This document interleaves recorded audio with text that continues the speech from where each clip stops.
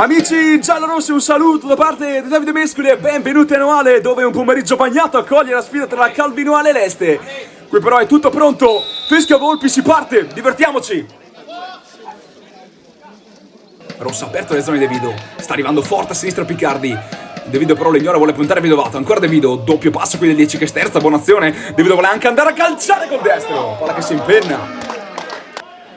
Piccardi rimessa lunga per la testa di Giacomazzi che alza un campanile, Bisetto si allunga la blocca.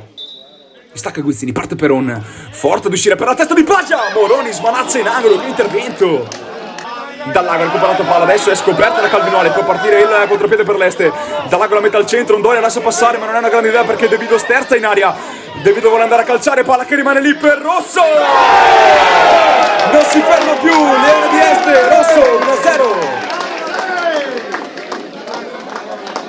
E al 40° minuto la sblocca l'Este, sempre con Rosso, con tutta la forza, con tutta la volontà, col killer instinct del numero 9, che fa il 6º gol in campionato, in stato di grazia Rosso, 1-0.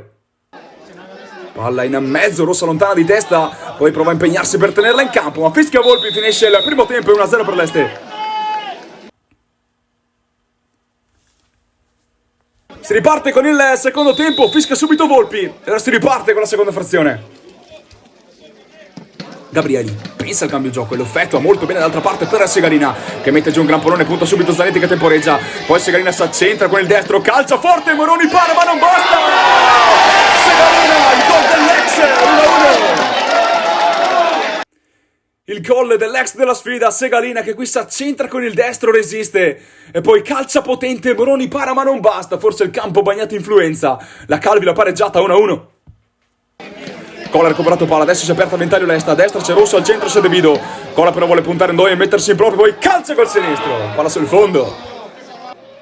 Cagliari vuole andare forte in the box per la testa di Giacomazzi che aveva preso l'ascensore. Destino scritto, finisce 1-1 tra Calvinoale ed Este, un punto buono per il cammino di entrambe le formazioni. Grazie per averci seguito, ci vediamo al prossimo appuntamento contro il Campodarsimo. Un saluto da parte di Davide Mescoli.